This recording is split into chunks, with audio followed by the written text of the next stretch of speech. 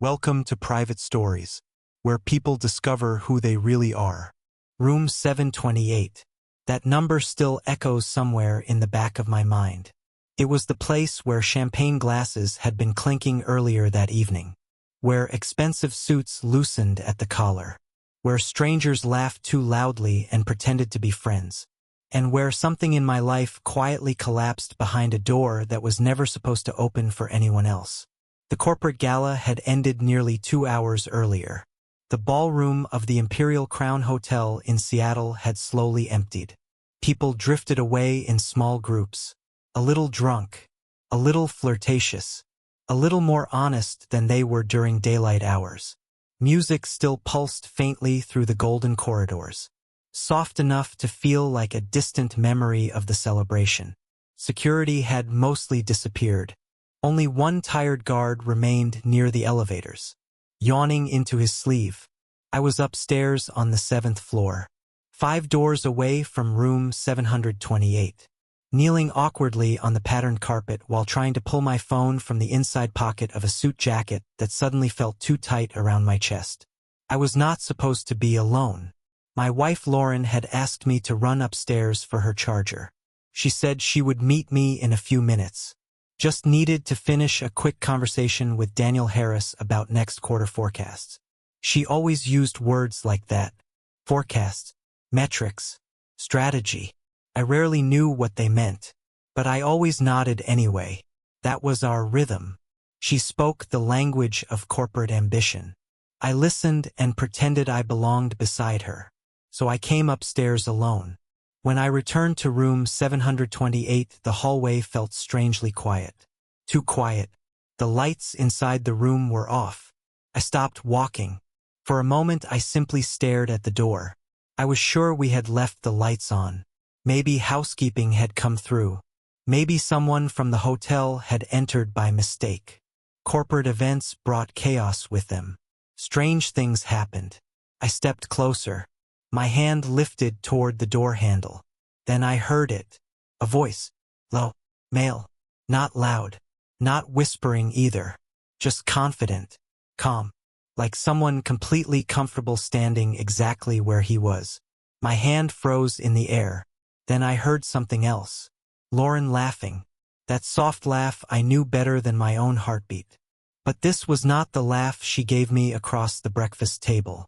This was different. Warmer, playful, alive in a way I had not heard for a long time. Months maybe longer. For a moment my brain refused to understand what I was hearing. Denial can build impressive walls inside the mind. Maybe she had invited colleagues upstairs. Maybe someone had followed her after the gala. Maybe they were discussing work. Maybe. I stood there in the hallway, completely still. My heartbeat pounding so loudly it felt like the entire hotel could hear it. I did not knock.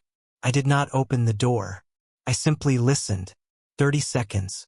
That was the time I gave myself. 30 seconds standing outside my own hotel room, 5 feet away from a door, knowing something irreversible might be unfolding behind it. Her voice drifted faintly beneath the door. Soft, flirtatious, careless. She sounded alive, and I felt like stone. Then footsteps moved toward the door. Quick, sudden. Panic surged through my chest. I stepped backward down the hallway, moving toward the ice machine just as the door opened. Lauren stepped out into the corridor, her dark hair slightly messy around her shoulders. Her elegant black evening dress pulled crooked across one shoulder, like someone had adjusted it too quickly. Her phone rested loosely in her hand. For a second she did not see me. Then I spoke her name. Lauren. Her entire body jolted. The phone slipped from her fingers and hit the carpet. Erin. Her voice cracked. I thought you were still downstairs. I did not ask any questions. I simply looked at her, and she did something I never expected. Her eyes instantly filled with tears. She reached toward me, hands trembling, like I had suddenly become something precious she was afraid of losing, like she had just remembered I existed. I leaned closer, close enough that only she could hear the words. Not after that. Her hand froze in the air between us. For a moment neither of us moved.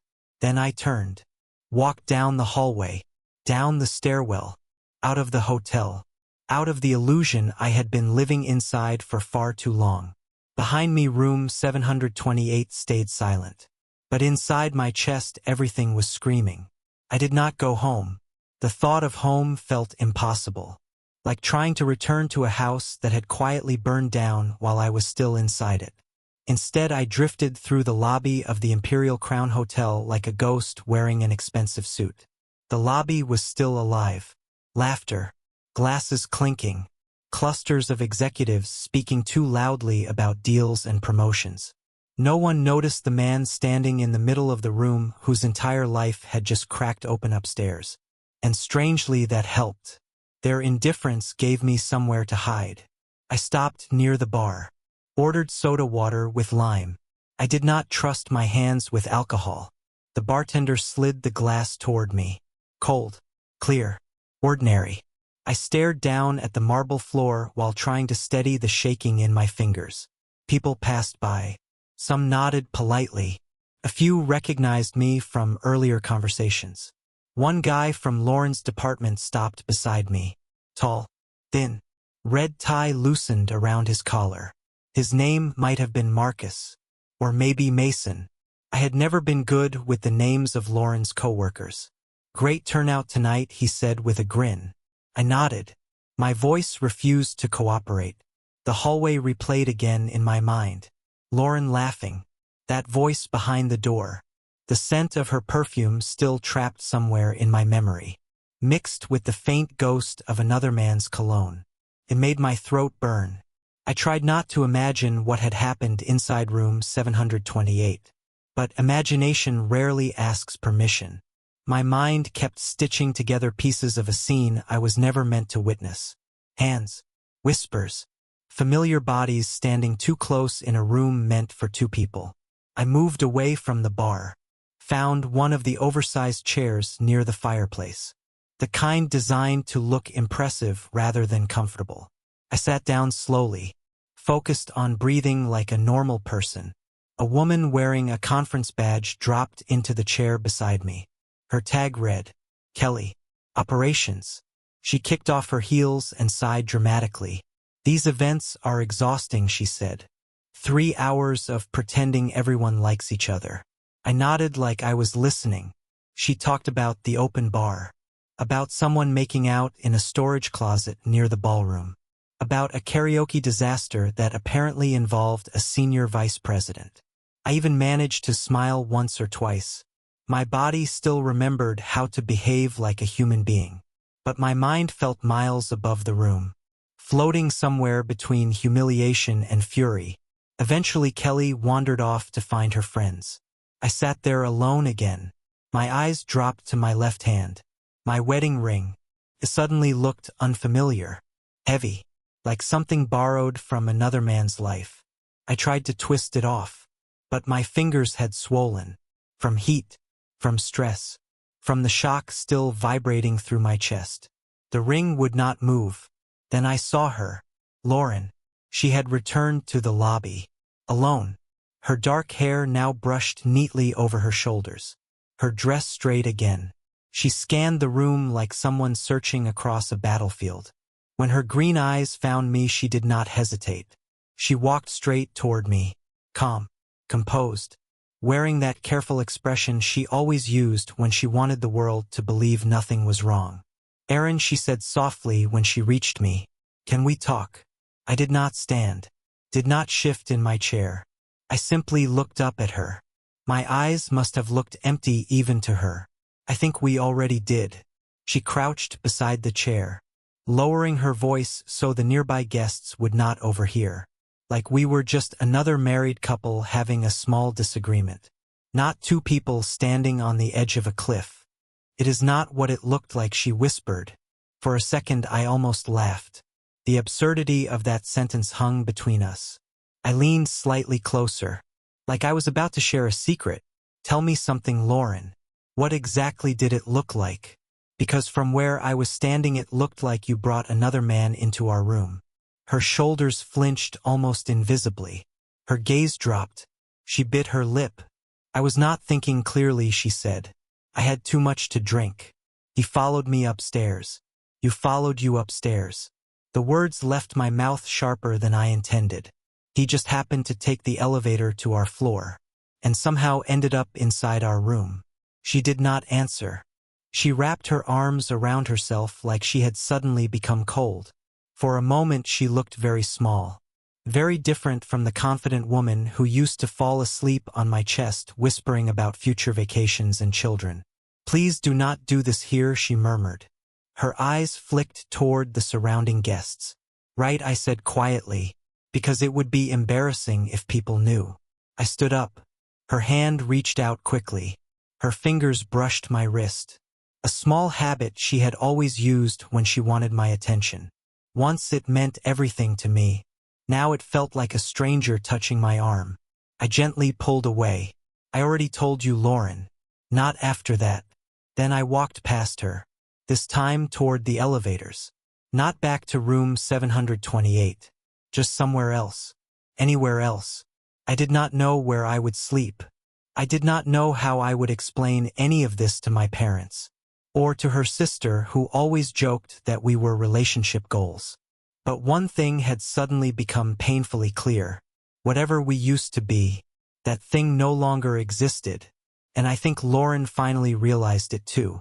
Because as the elevator doors closed, I saw her standing alone in the bright lobby, surrounded by laughing strangers, in a room that suddenly felt far too loud, for a marriage that had just died quietly upstairs. The elevator carried me to the 9th floor without me really deciding to go there. My body moved before my mind caught up. When the doors opened, the hallway looked exactly the same as before. Soft lighting, patterned carpet, silent doors hiding temporary lives. For a moment I simply stood there, listening. Nothing. Room 728 sat quietly at the far end of the corridor.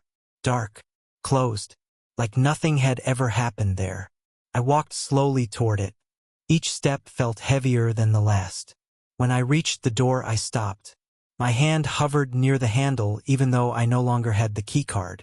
I did not need to go inside. I already knew enough. The hallway still carried faint traces of perfume.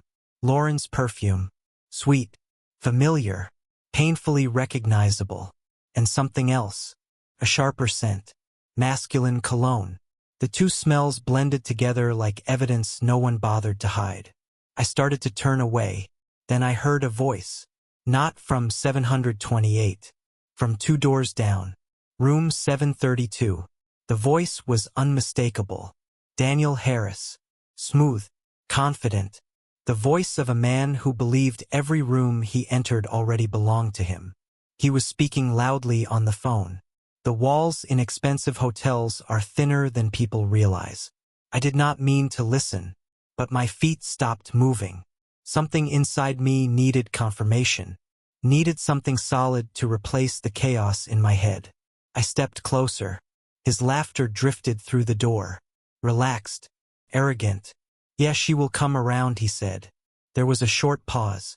No, the husband walked out. Honestly, I would have done the same. The guy looked like a kicked puppy. Another pause. A quieter laugh. She is probably crying right now. Give her a week. Maybe 2. She always comes back. My stomach twisted violently. He always comes back. That was not the voice of a man describing a one-time mistake. That was the voice of familiarity. Routine. A pattern repeated often enough to become predictable. I stepped away from the door. My legs suddenly felt weak. I reached the stairwell and gripped the railing so tightly my knuckles turned white. Heat surged through my body. Shame. Anger. Something darker that had no name yet. I sank down onto the cold concrete steps. The red emergency exit sign glowed above me, casting dull light across the walls. She always comes back. Those words echoed again and again.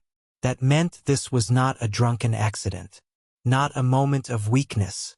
It meant I had walked into the middle of a story that had already been unfolding behind my back. Maybe for months. Maybe longer. My mind drifted to our house in Portland. The framed photo in the hallway from our trip to the Oregon coast. Lauren laughing in the wind with her dark hair flying across her face. The coffee mug she bought with our initials painted together. A&L. The plants I watered every morning while she scrolled through her phone in silence at the kitchen table. Had all of that already been empty? Had I been the only one trying to keep something alive that was already dead? My phone vibrated in my pocket. Lauren. Her name flashed across the screen. I stared at it. Did not answer. A message appeared seconds later. Please come back. We need to talk. I watched the screen until it dimmed and went black. Another message followed. Aaron, please. Just 5 minutes. I swear I am alone now. The words felt hollow, like someone trying to patch a shattered mirror with tape. Then another message. It was not what it looked like. That sentence broke something inside me, because if there is one thing I knew with absolute certainty, it was exactly what it looked like. And she knew it too. Still, she was trying to repaint the scene, trying to wrap betrayal in softer language, trying to make it sound like I had misunderstood what it meant for another man to stand inside our room, inside our marriage, inside the last fragile pieces of my dignity. I stayed in that stairwell for a long time, long enough for my legs to go numb, long enough for the noise of the gala to fade completely. When I finally stood up, the hallway felt colder, quieter, like the building itself understood something had ended. Eventually, I walked back toward the elevators, not to see Lauren, not to forgive anything, but because I needed to look her in the eyes. I needed to see just how far she was willing to go to pretend none of this was real. The front desk clerk barely looked up when I approached. I told him I had locked myself out of room 728. He handed me a spare key card with a tired smile. People forget their keys at corporate events all the time. When the elevator opened again on the 7th floor, my chest felt strangely calm, like the storm had already passed and left only cold air behind. I slid the card into the door. The lock clicked. When the door opened, Lauren was sitting on the edge of the bed, barefoot, her dark hair falling loosely over her shoulders, her green eyes red from crying, or maybe from trying to look like she had been crying. The room smelled faintly of wine, and something else, something that felt like the lingering shadow of a mistake that could never be taken back. She jumped to her feet the moment she saw me. Aaron, thank God. I raised my hand. Stop. Just sit down. She hesitated, then slowly obeyed. For a moment the room fell into heavy silence, the kind filled with words that would never be unsaid once they left our mouths. I need you to be honest, I said quietly. You owe me that much. She nodded quickly, her eyes darting around the room like a child caught lying. It did not go as far as you think, she said. Did he touch you? The question came out of my mouth before I could stop it. Yes, she said quickly, then added, but was this the first time? The room went completely still. Lauren froze, just for a second, but that second screamed louder than any confession. My breath caught in my throat. I stared at her like I was looking at a stranger. Maybe the woman I married had already disappeared a long time ago, and this was simply the version that replaced her, rehearsing lines she no longer believed. I made a mistake, she whispered. It got out of control. He kept pushing. I did not know how to shut it down. And tonight I drank too much. I was not thinking clearly. He followed me upstairs. You brought him here, I said quietly. Into this room. You brought him into our room. And you expect me to believe none of it was planned. Her voice cracked. It was not like that. Then what was it like, Lauren? My voice rose before I could stop it, because from the hallway it sounded like two people who were very comfortable with each other. Not strangers. Not a first mistake. People with rhythm. She started crying then. Real crying. The kind that comes when the story you have been telling finally collapses. Please, she whispered. Do not throw everything away over this. Those words hit harder than anything else she had said. Throw everything away. I took a slow step back.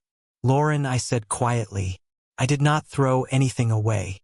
I spent the last year trying to hold this marriage together. While you were somewhere else building something new. You want to talk about things being thrown away. You already lit the match. I am just stepping away before the fire reaches me. Her hands covered her mouth. But no sound came out.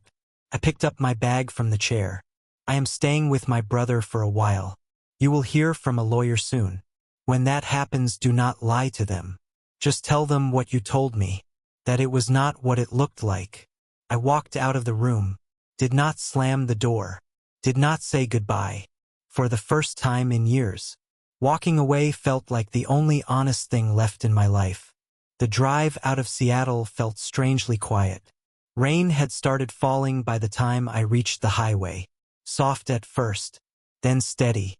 Each drop tapping against the windshield like a slow rhythm meant for funerals. I did not turn on the radio. The hum of tires rolling across wet asphalt was enough. I was not crying, not yelling, not even thinking clearly. I simply drove, following the red glow of distant taillights like they might lead somewhere that did not feel like failure. My brother Mason lived about 40 minutes outside the city. A small neighborhood of modest houses surrounded by tall cedar trees. It outlined the incident, her perception, my reaction, possible next steps, counseling, temporary separation, family mediation. Reading it felt like reviewing a corporate report. There was no mention of betrayal, no acknowledgement of the damage, just carefully arranged language designed to minimize the truth. That was the moment something inside me finally settled. I printed the email, handed it to my lawyer, and began the divorce process. Months passed. The divorce finalized faster than I expected. The last time I saw Lauren was outside the courthouse. She nodded politely, like we were strangers passing each other at a train station. And maybe that was the truth. Maybe the version of us I believed in had never really existed. Life slowly became quiet. Not peaceful at first. Just empty. But eventually the silence created space. For something unexpected. Peace. Small things returned. Cooking breakfast. Reading real books again. Walking without constantly checking my phone. Watching sunsets without needing to photograph them. I adopted a rescue dog named Jasper. Crooked ears. Too much energy. He sleeps beside my bed now, snoring loudly, and somehow that sound makes the house feel less lonely. Then one afternoon something unexpected happened. At a small neighborhood bakery I met someone. Her name was Marin. Soft brown hair. Warm hazel eyes. Not flashy. Not trying to impress anyone. She had just bought the last lemon bar in the display case. I made a sarcastic comment about her excellent taste. She laughed, then broke the pastry in half and handed me a piece. We sat outside beneath a crooked umbrella, sharing dessert like two strangers with nowhere else to be. She did not ask about my past. I did not volunteer it. For the first time in a long while, conversation felt easy, honest. We have gone out a few times since then. Nothing dramatic. No grand promises. Just quiet moments. And something that feels real. Because I finally learned something important. Betrayal does not define you. Unless you allow it to. People will lie. Rewrite stories. Manipulate the truth. But eventually, if you walk away when it matters, your life becomes yours again. Sometimes I still remember that night. Standing outside that hotel door. Listening for 30 seconds. Before everything changed. And I remember the words I whispered to Lauren. Not after that. Those words saved me. Because that was the night. For the first time in years. I finally chose myself. Thank you for watching this video to the end. Visit our channel for interesting and intriguing stories.